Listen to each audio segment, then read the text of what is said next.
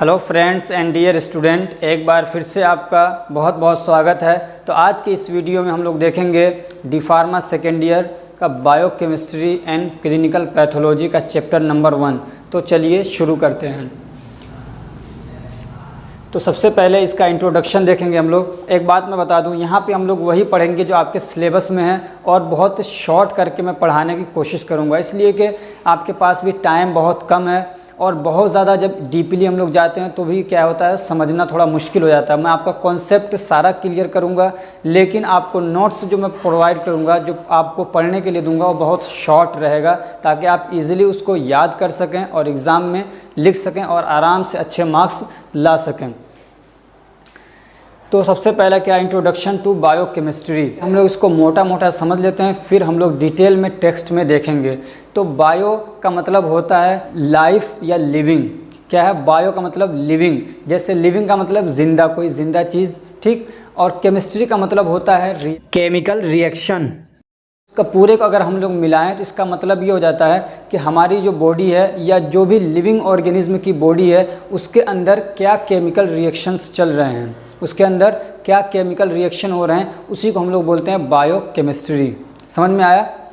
Biochemistry का मतलब ये समझ लीजिए कि बायोकेमिस्ट्री एक ऐसी मतलब साइंस है जिसके अंदर हम लोग ये पढ़ते हैं कि किसी भी लिविंग ऑर्गेनिज्म के अंदर कौन सी केमिस्ट्री चल रही है, कौन सा केमिकल रिएक्शन चल रहा है, उसको हम लोग बोलते हैं बायोकेमिस्ट्री। या फिर हम ये कह सकते हैं कि बायोकेमिस्ट्री का मतलब ये है कि to study about biomolecules, to study about biomolecule, यानी बायोमोलिक्यूल के बारे में पढ़ना क्या होता है, बायोकेमिस्ट्री होता है। और बायोमोलिक्यूल्स क्या हैं? तो बायोमोलिक्यूल्स ये कुछ एलिमेंट्स को मिला जब मिलते हैं, बायोमोलिक्यूल्स क्या होते हैं, कुछ एलिमेंट का ग्रुप होते हैं। जैसे कि मान लीजिए कार्बन हो गया, हाइड्रोजन हो गया, ऑक्सीजन हो गया, नाइट्रोजन हो गया। अब जैसे कि बायोमोलिक्यूल का एक एग्जाम्पल आपका, जैसे आपने देखा होगा ग्लूकोज, तो ये क्या है, एक बायोमोलिक्यूल है। ऐसे ही आपने सुना होगा अमाइनो एसिड, तो ये क्या है, बायोमोलिक्यूल है। ऐसे ही आपने सुना होगा फैटी एसिड, तो ये क्या है, बायोमोलिक्यूल है। ऐसे ही आपने सुना होगा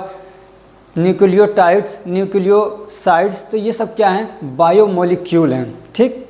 अब ये जो बायोमोलिक्यूल बनते हैं तो इनसे बनता है फिर क्या, कॉम्प्लेक्स मॉलिक्यूल्स। क्या बनता है, ये जो छोटे छोटे मैंने बताया, जैसे कि अब बहुत सारे अमाइनो एसिड मिलके क्या बनाते हैं, प्रोटीन बनाते हैं। तो प्रोटीन क्या हो जाता है, एक ये हो जाता है कॉम्प्लेक्स बायोमोलिक्यूल।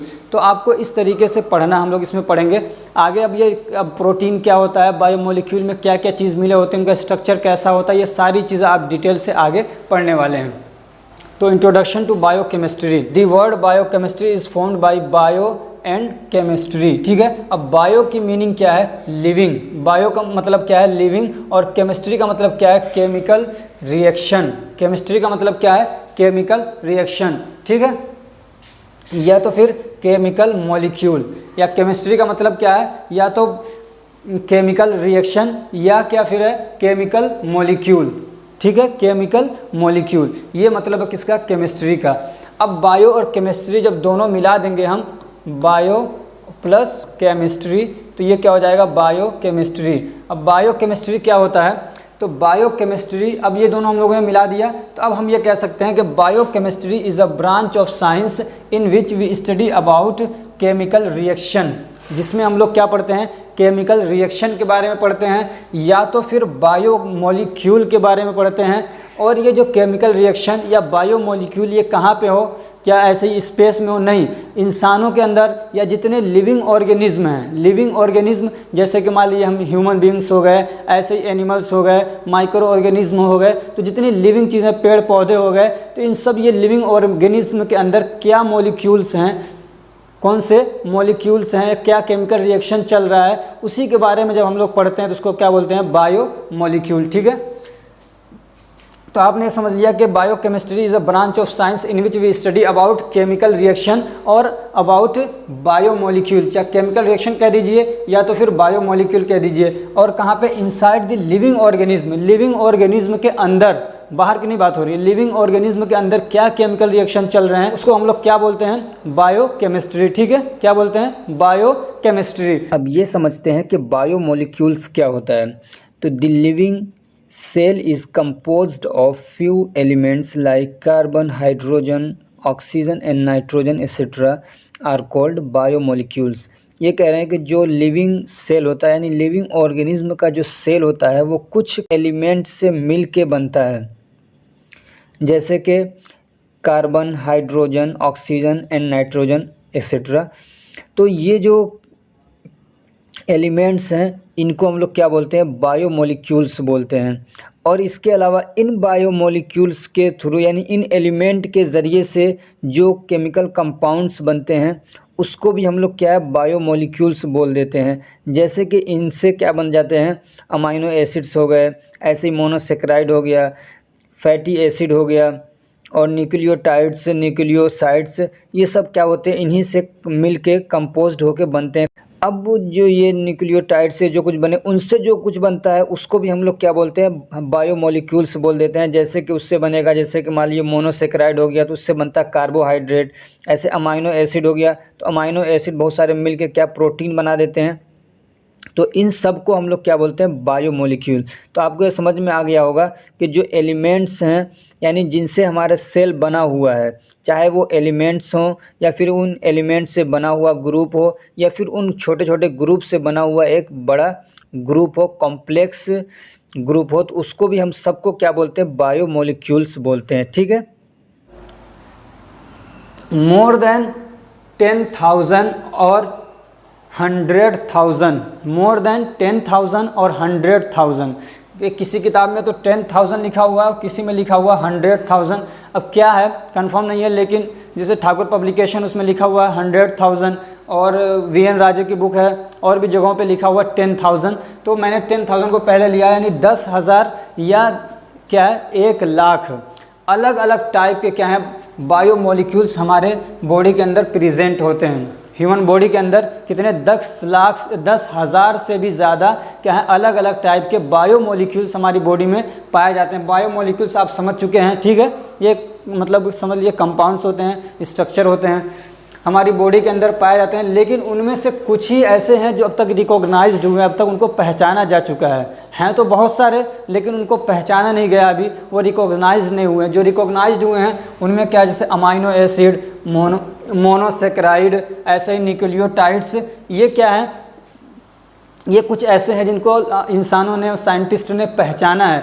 ऐसे ही और भी हज़ारों क्या है हमारे बॉडी के अंदर बायोमोलिक्यूल्स पाए जाते हैं। ठीक। अमाइनो एसिड्स, अब जैसे बहुत सारे अमाइनो एसिड, पहले ये अमाइनो एसिड किससे बना, फिर ये देखा जाएगा, फिर ये बहुत सारे जब अमाइनो एसिड मिलते हैं तो फिर क्या हो जाता है, जब बहुत सारे अमाइनो एसिड मिलेंगे तो वो प्रोटीन बन जाता है, तो वो कॉम्प्लेक्स बायोमोलिक्यूल बन जाता है। ऐसे ही मोनोसेक्राइड, अब बहुत सारे मोनोसेक्राइड मिलते हैं तो क्या हो जाता है, कार्बन, क्या होता है, कार्बोहाइड्रेट बन जाता है। ऐसे ही न्यूक्लियोटाइड मिलते हैं तो न्यूक्लियोटाइड से फिर क्या बनता है, डीएनए, आरएनए बन जाता है। ठीक। तो ये इतना क्लियर है। अब इसका एक इसमें आपके उसमें एक टॉपिक है जो है क्या, scope of biochemistry and pharmacy. Biochemistry का स्कोप क्या है फार्मेसी में, वैसे नहीं इधर उधर जगहों पे नहीं, बल्कि फार्मेसी में इसका क्या स्कोप है, तो चलिए देख लेते हैं। तो सबसे पहला क्या है, ड्रग फॉर्मुलेशन, यानी ये कहाँ कहाँ पे काम आता है, तो दवा बनाने में काम आता है। The biochemistry help in drug formation, कि ये दवा बनाने में क्या होता है, काम आता है। जब हम उसको सारी चीज़ों को, स्ट्रक्चर को, उसके सारी चीज़ों को हम बायोकेमिस्ट्री में पढ़ते हैं, बायोमोलिक्यूल के बारे में, तो वो दवा हमारी बॉडी में जाती है तो कैसे वो काम करेगी, हमें अगर बॉडी के स्ट्रक्चर का नहीं मालूम रहेगा, हमारी बॉडी के मॉलिक्यूल्स के बारे में नहीं पता रहेगा। हाँ एक बात और हमारी जो ये बॉडी है, हमारी जो ये बॉडी है ये इन्हीं मॉलिक्यूल से मिलके बनी हुई है। समझ में आ रही बात। अभी हम लोगों ने जो मॉलिक्यूल्स पढ़े हैं, इन्हीं जैसे मॉलिक्यूल से मिलके हमारी बॉडी में बताना है 10,000 से ज़्यादा अलग अलग टाइप के बायोमोलिक्यूल्स हैं। तो उन्हीं बायोमोलिक्यूल से मिलके पूरी बॉडी क्या है, बनी हुई है हमारी। उसमें प्रोटीन है, कार्बोहाइड्रेट्स हैं, प्रोटीन ऐसे बिल्डिंग ब्लॉक्स बनाते हैं, यानी पूरा हमारा स्ट्रक्चर, तो इस टाइप से। ठीक। तो अब ये इसमें क्या होता है, ड्रग का फॉर्मुलेशन होता है। The biochemistry helps in drug formulation. तो जब हम बायोकेमिस्ट्री पढ़ते हैं तो हमको कि उससे ये फ़ायदा होता है कि हमें दवा बनाने में आसानी होती है, कि जैसे हमारी बॉडी के बहुत सारे बायोमोलिक्यूल्स हैं, अगर उसकी ज़रूरत पड़ती है उसे ये सब ड्रग बना के हम लोग क्या करते हैं, दे देते हैं। और भी बहुत सारी तरीके से हम अपने जैसे बॉडी के बायोमोलिक्यूल्स अगर हम समझते हैं कि कैसे कैसे उनका फंक्शन है, कैसा उनका स्ट्रक्चर है, कैसे वो बने हुए हैं, तो उस लिहाज को देखते हुए, उस चीज़ों को देखते हुए हमारे लिए फिर क्या होता है, ड्रग्स को बनाना आसान होता है। दूसरा क्या है, ड्रग इम्प्रूवमेंट। मान लीजिए कुछ दवाएं बनी हुई हैं जो इतने अच्छे से नहीं काम कर रही हैं, लेकिन बायोकेमिस्ट्री हेल्प करती है कि इस दवा के अंदर अगर ये चेंजिंग कर दिया जाए, उसके स्ट्रक्चर को ऐसे नहीं ऐसे बना दिया जाए दूसरे तरीके से, तो ये दवा और इफ़ेक्टिव हो सकती है। तो इस तरीके से भी बायोकेमिस्ट्री क्या करती है, मतलब हेल्प करती है किसमें, ड्रग को इम्प्रूव करने में। तीसरा क्या है, हाफ लाइफ। कोई दवा है तो उसके हाफ लाइफ को जानना हमारे लिए क्या होता है, बायोकेमिस्ट्री के केमिकल टेस्ट के थ्रू जानना आसान हो जाता है। हाफ लाइफ क्या है कि कोई दवा हमारी बॉडी में जाती है तो कितनी देर तक उसका असर रहता है, समझ में आ रही, कितनी देर तक वो दवा का असर रहेगा। मान लीजिए आपने सर के दर्द की दवा खाई है तो कितने देर तक आपके सर को वो क्या करेगा, दर्द से रोके रखेगा, आपको पेन नहीं होने देगा। तो उसका एक टाइम होता है, ऐसा नहीं कि हमेशा वो दवा असर करती रहती है, एक टाइम होता है। तो जितनी देर तक वो दवा क्या होती है, मेटाबोलाइज नहीं हो जाती है, वही उसका हाफ लाइफ होता है। तो उसका भी हमें पता चलता है, ठीक है। The biochemistry helps to know the half life of drug, ठीक। And biochemistry test is performed to check how long a drug is stable on a given temperature। और बायोकेमिकल टेस्ट से हमको यह भी पता चलता है कि कोई भी दवा है वो कितनी देर तक एक टेम्परेचर पे क्या है, स्टेबल रह सकती है। हमारी बॉडी का भी एक टेम्परेचर होता है, तो ये कहते हैं कि मान लीजिए दवा हमारी बॉडी में जा रही है तो कितनी देर तक ये इंटीग्रेट नहीं होगी, मतलब कितनी जल्दी वो टूटेगी नहीं और डिज़ोल्व नहीं होगी। तो ये सारी चीज़ें हम क्या है, बायोकेमिकल टेस्ट से निकाल लेते हैं, ठीक। अब चौथा क्या है, drug storage. The storage condition required for a drug is estimated by biochemical test। अब ये कह रहे हैं कोई दवा है तो कितने, मतलब उसको क्या कंडीशन चाहिए, क्या रिक्वायरमेंट है उसके टेम्परेचर के लिए, और उसको कहाँ रखा जाए, कैसे रखा जाए, किस कंटेनर के अंदर रखा जाए। तो ये सारी चीज़ें हमको बायोकेमिकल टेस्ट से क्या होती हैं, पता चल जाती हैं।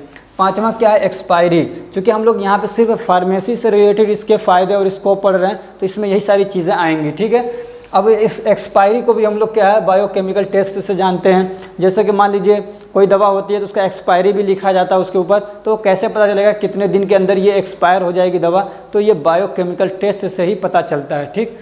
अब एक टॉपिक इसके अंदर, cell and its biochemical organization. एक तो क्या है, सेल के बारे में आपको थोड़ा बहुत पढ़ना है, जो जानते हैं आप पहले से ही, ह्यूमन एनाटॉमी एंड फिजियोलॉजी में मैंने पढ़ाया भी था उसको इंपॉर्टेंट क्वेश्चन के अंदर, ठीक है। और भी आपने इसको कई तरीक़ों से पढ़ा होगा, लेकिन थोड़ा बहुत आप यहाँ सेल के बारे में जान लीजिए। असल हमको जो पढ़ना है वो क्या है, बायोकेमिकल ऑर्गेनाइजेशन ऑफ सेल, ठीक है।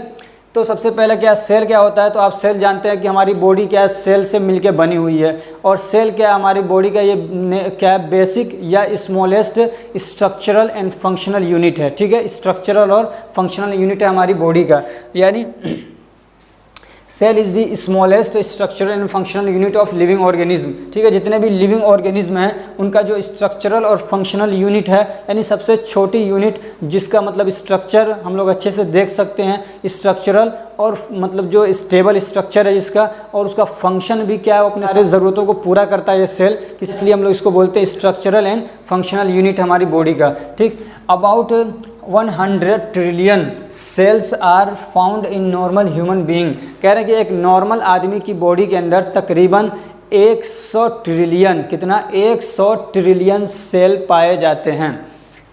अब ये दो तरीके के होते हैं, एक होता है यूकैरियोटिक, एक होता है प्रोकैरियोटिक। ये सब मैं यहाँ पे नहीं पढ़ाने वाला हूँ, आप उसको डिटेल वाली जो हमारी वीडियो है इंपॉर्टेंट क्वेश्चन की, ह्यूमन एनाटॉमी एंड फिजियोलॉजी, उसको पढ़ लीजिए या कहीं और से पढ़ लीजिएगा। और वैसे भी ये पूछेगा नहीं आपके, इसमें जो मेन है ये क्या है, बायोकेमिकल ऑर्गेनाइजेशन ऑफ सेल, यानी सेल किन मतलब मॉलिक्यूल से मिलके बना हुआ है, ये असल मेन टॉपिक है इसका, ठीक है। कि जो सेल बना हुआ भी आपने पढ़ा कि हम लोग किसके बारे में बायोकेमिस्ट्री में क्या पढ़ते हैं, बायोमोलिक्यूल के बारे में पढ़ते हैं, या केमिकल रिएक्शन या उसके स्ट्रक्चर के बारे में हम लोग क्या करते हैं, बॉडी के अंदर जो केमिकल स्ट्रक्चर है या केमिकल रिएक्शन है उसके बारे में हम लोग पढ़ते हैं। बॉडी मतलब लिविंग ऑर्गेनिज्म के अंदर। तो अब जो सेल है वो भी तो लिविंग ऑर्गेनिज्म का एक हिस्सा है, बल्कि ये क्या है, functional and structural basic unit है। तो इसके अंदर भी तो बायोमोलिक्यूल होंगे, ये बायोमोलिक्यूल से ही मिलके बना होता है सेल, समझ में आ रही बात। बायोमोलिक्यूल से ही मिल के बना होता है, तो वही पूछ रहा है कि क्या क्या चीज़ें होती हैं जो इसको मिला के जिससे ये बना हुआ है। कंपोजिशन या ऑर्गेनाइजेशन का मतलब ये होता है कि क्या क्या चीज़ें ऐसी हैं जिससे एक सेल क्या है बन रहा है, क्या क्या चीज़ें एक सेल को बनाने में हेल्प करती हैं, किन चीज़ों से मिलके वो बना हुआ है। जैसे कि मान लीजिए आपका एक घर है, ये रूम है, तो ये किन किन चीज़ों से मिलके बना है, तो इसमें ईंट भी है, सीमेंट भी है, और क्या कहते हैं वो रेत जिसको बालू बोलते हैं, तो वो भी इसके अंदर है। तो ये सारी चीज़ें मिलके क्या करती हैं, इसको बनाती हैं कोठरी को। ऐसे ही हमारी बॉडी का पूरा स्ट्रक्चर क्या है, सेल से मिलके बना हुआ है। अब ये पूछ रहा है कि जो सेल है वो किन किन चीज़ों से मिलके बना हुआ है, ठीक है। तो यही इसका क्या है, ऑर्गेनाइजेशन है। तो as the tissues are made up of cell, ये एक बात समझिए कि जैसे कि ये कह रहे हैं जैसे आपका जो टिश्यू होता है बहुत सारे वो सेल से मिलके बने होते हैं। यानी एक ऑर्गन आपका मान लीजिए एक हार्ट है, तो उसमें बहुत सारे सेल हैं, ठीक है। बहुत सारे सेल से मिलके एक आपका ऑर्गन बन गया, एक टिश्यू बन गया, ठीक। अब एक बहुत सारे क्या है, बहुत सारे सेल से मिलके आपका टिश्यू बनता है, बहुत सारे टिश्यू मिलके आपके ऑर्गन बनते हैं। तो अब ये कह रहे हैं कि जो सेल है वो किन चीज़ों से मिलके बनता है, तो ऐसे ही in the same way cells are made up of molecules. ऐसे ही जब बहुत सारे मॉलिक्यूल्स मिलते हैं, बहुत सारे बायो मॉलिक्यूल्स मिलते हैं, तब आप जाके एक क्या होता है, सेल बनता है, ठीक है। जैसे बहुत सारे सेल मिलके टिश्यू बनते हैं, ऐसे ही बहुत सारे जब मॉलिक्यूल्स मिलते हैं तब एक सेल बनता है, ठीक। In other words we can say as cell are building blocks of tissues. तो हम दूसरे लफ्ज़ों में, दूसरे शब्दों में ये कह सकते हैं, क्योंकि ये वर्ड अब आगे यूज़ होने वाला है, बिल्डिंग ब्लॉक्स, तो वही समझाना चाह रहा है कि हम दूसरे वर्ड्स में कह सकते हैं कि as cells are building blocks of tissue, यानी जिस तरीके से बहुत सारे सेल मिलकर एक टिश्यू बनाते हैं। बिल्डिंग ब्लॉक्स ये समझिए कि एक सेल ये हो गया, दूसरा सेल ये, तीसरा सेल ये, फिर चौथा सेल ये सब क्या है, बिल्डिंग ब्लॉक्स बन रहे हैं, ठीक है। ये क्या है, बिल्डिंग ब्लॉक्स बन रहे हैं। अब ये बिल्डिंग ब्लॉक्स बना के क्या हो रहा है फिर, और ये बहुत सारे सेल मिल गए तो ये क्या हो रहा है, एक टिश्यू बन रहा है, ठीक है। इसी को कहेंगे बिल्डिंग ब्लॉक्स।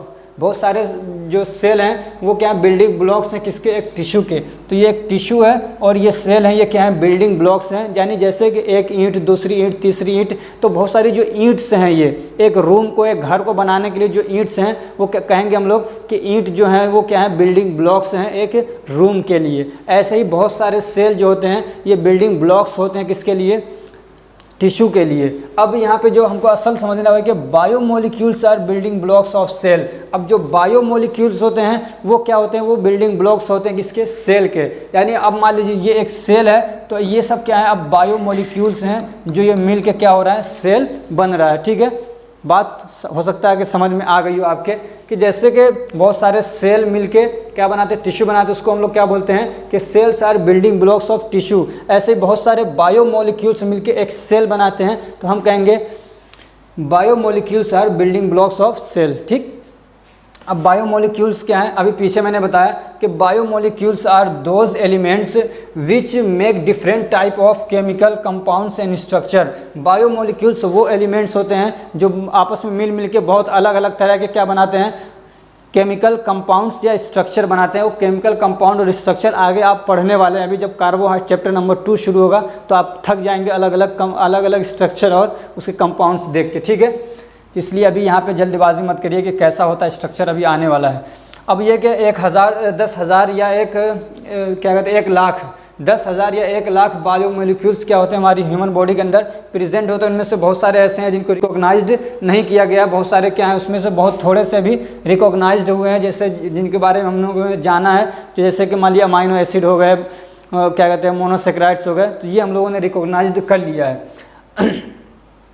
अब एक बात समझिए, when different small organic compounds, when different small organic compounds like amino acid, ये क्या बायोमोलिक्यूल है। ऐसे ही मोनोसेक्राइड्स, न्यूक्लियोटाइड्स गेट टुगेदर का मतलब ये है, गेट टुगेदर का मतलब ये कि जब एक साथ मिलते हैं, यानी जब बहुत सारे छोटे छोटे ऑर्गेनिक कंपाउंड्स, जिसको हम लोग पढ़ रहे थे ना केमिकल कंपाउंड्स, वही है समझिए ऑर्गेनिक कंपाउंड्स।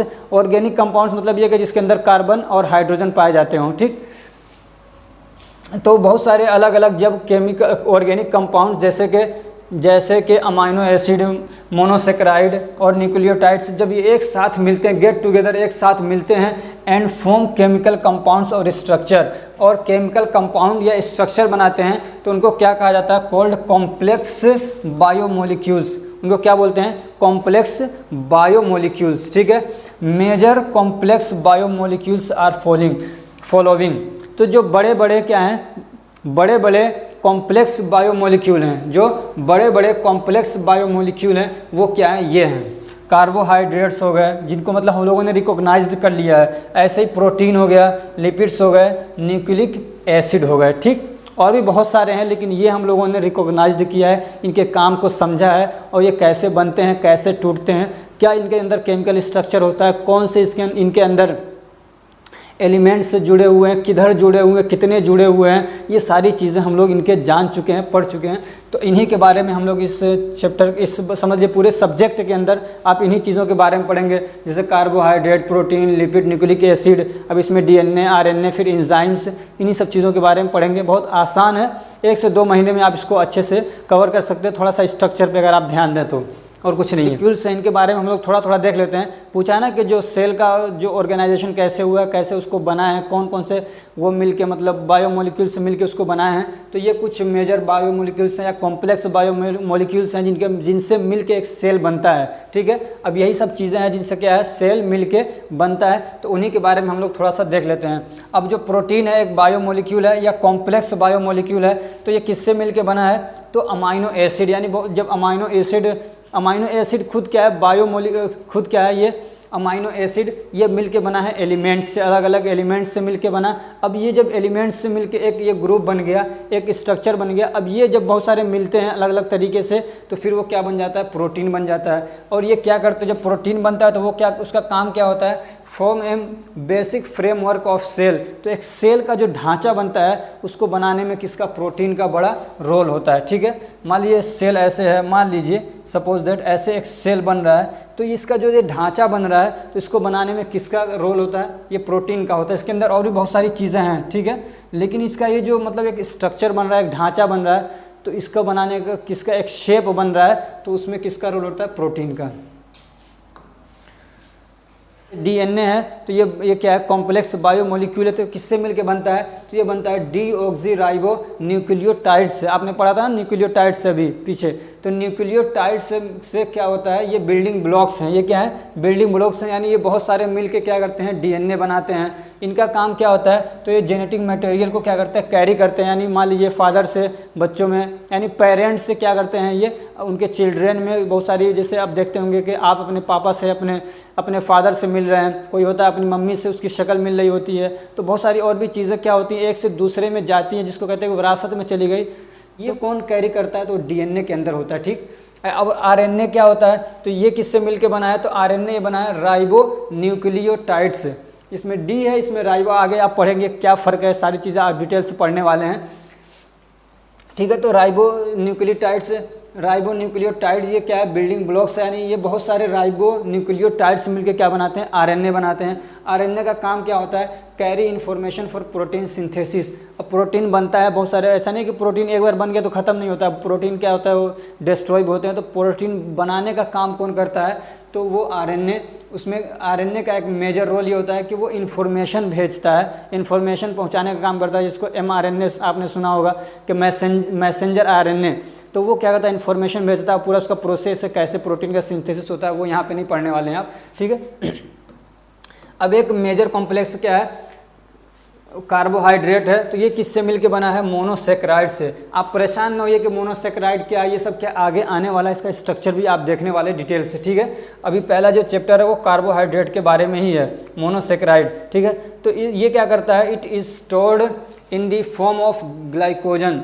तो ये जो मतलब कार्बोहाइड्रेट है, ये ग्लाइकोजन के फॉर्म में हमारी बॉडी के अंदर क्या होता है, जमा रहता है, स्टोर रहता है। और जब कोई ज़रूरत पड़ती है, अर्जेंट ज़रूरत पड़ती है, तो फ़ौरन ये क्या होता है, ग्लाइकोजन से ग्लूकोज में बदल जाता है और फिर एनर्जी प्रोवाइड करता है हमारे सेल को। फिर सेल से पूरी बॉडी को एनर्जी मिलती है। मान लीजिए कोई दौड़ रहा है, क्या दौड़ रहा है, मैं पढ़ा रहा हूँ अभी, तो मुझे एनर्जी की ज़्यादा ज़रूरत है, तो ये जो तुरंत एनर्जी हमको चाहिए, ये कौन देता है, ये देता है हमको ये कार्बोहाइड्रेट से मिलता है, ठीक है। कार्बोहाइड्रेट हमारी लीवर में जाती है, लीवर क्या करता है उसको चेंज कर देता है ग्लाइकोजन में और उसको स्टोर करके रख लेता है। अब जब ज़रूरत पड़ती है उसको अर्जेंट, उसी को बोला शॉर्ट टर्म, ठीक है। ये क्या करता है, शॉर्ट टर्म एनर्जी रिक्वायरमेंट को फुलफिल करता है, यानी हमको अभी अर्जेंट ज़रूरत है, शॉर्ट टर्म के लिए तुरंत अभी ज़रूरत है, तो ये क्या करता है, हम फ़ौरन ग्लाइकोजन ग्लूकोज में बदल के फिर हमको एनर्जी प्रोवाइड करता है। और ऐसे ही लिपिड्स क्या है, ये भी एक क्या है, बायोमोलिक्यूल, क्या कहते हैं, एक कॉम्प्लेक्स बायोमोलिक्यूल है।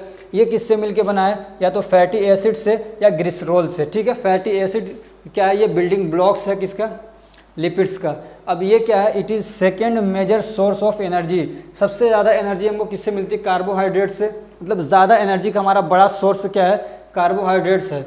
उसके बाद दूसरा जो second major source of energy है वो क्या है, लिपिड है, ठीक, क्या है, लिपिड। लेकिन ये क्या है, ये फुलफिल करता हमारे लॉन्ग टर्म रिक्वायरमेंट को, लॉन्ग टर्म रिक्वायरमेंट को हमारे क्या करता है, ये फुलफिल करता है।